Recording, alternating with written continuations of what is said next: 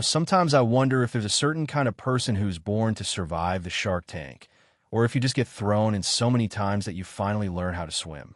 My name's Morgan Carter, and if you told me a year ago I'd become that girl, Ashcroft Academy, the one who flipped the whole school upside down, I'd have laughed you out the door. I was never meant to be a headline. But here we are.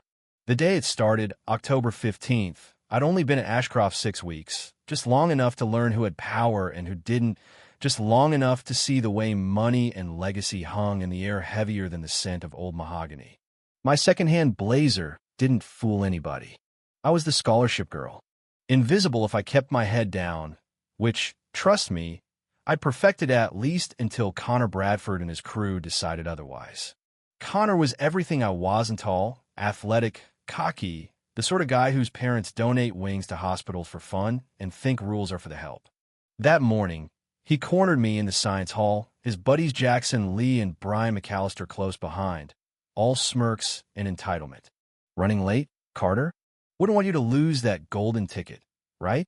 He jeered, stepping in front of me. Maybe we should check if you're really wearing regulation uniform under that thrift store blazer.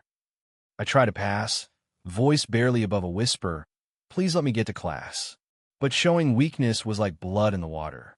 Connor mimicked me in a falsetto, then took it a step too far, yanking the back of my blazer, so hard it ripped open in front of everyone. Phone cameras raised. The laughter stung. I held my books tighter, eyes burning, fighting the urge to run. That's when Zoe Bennett spoke up, Ashcroft's debate captain, one of the few black girls in school. Fearless where I was cautious. Leave her alone, Bradford, she called, phone discreetly raised.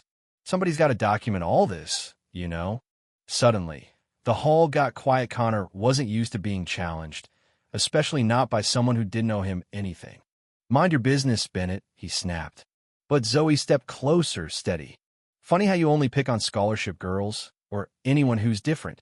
Starting to look like a pattern. I saw his face flicker, and for the briefest moment, I didn't feel completely alone.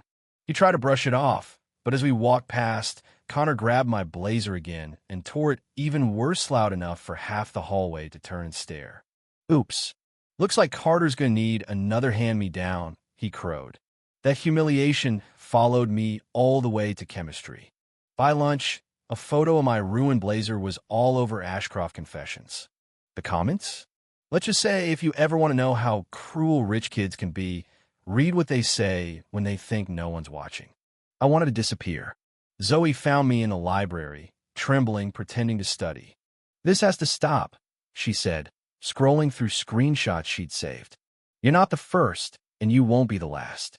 It's always girls like us, no family on the board. No yacht photos on Instagram. She told me about Elena, locked in a closet by the soccer team. Priya, who had acid poured on her lab notebook right before finals. Carmen, forced to transfer after rumors ruined her life. I'd heard whispers, but it never felt real until it was me. As we talked, Connor and his crew burst in, announcing for all to hear, there's our little study mouse. Ready for biology, Carter. He was taunting, but when I asked him to leave me alone, he dropped his voice, real nasty, or what? You gonna run to Daddy? Oh, wait, he's gone. Isn't he? Maybe that's why you look like you shop at Goodwill. Something in me broke right then. I stood up, finally meeting his eyes. Get away from me. He laughed, reached out, grabbed my arm. Instinct took over. Years of judo classes at the community center flashed through. Met Hank's mom for insisting. I twisted, dropped my weight, and threw Connor flat on his back, knocking the wind out of him. The library went dead silent. Phones went up, some body shouted, "Did you get that?" Connor's friends froze, unsure. He sputtered, "She assaulted me." But Zoe was already filming. "Everyone saw you grab her first," she said, voice like a judge. Security showed up. Next thing I knew, we were in the principal's office, Connor and his parents across from me, faces full of outrage and disbelief. His dad, Mr. Bradford, looked like he'd been carved out of granite. "That girl attacked my son. Expel her. Press charges." My hand shook, but Zoe's mom, Mrs. Bennett, stood beside me, steady as stone. "Maybe you should review the video," she said calmly. Principal Monroe tried to play it neutral, but the evidence was undeniable. Connor got suspended just 3 days, a joke, really. I got a warning. But everyone in that room knew it was just the start. The real backlash was outside. My locker trashed, DMs full of threats, classmates whispering hero and troublemaker in the same breath. I almost quit. But Zoe and a few others, Emma from the paper, Sophia, the wrestling captain, David Kim, who'd been quietly filming Bullies for months, they rallied. We started collecting stories. Turns out, we weren't alone. Then came the twist. The next morning, a call came saying my mom was in the nurse's office. But it was a setup. Connor and his friends waiting, doors locked.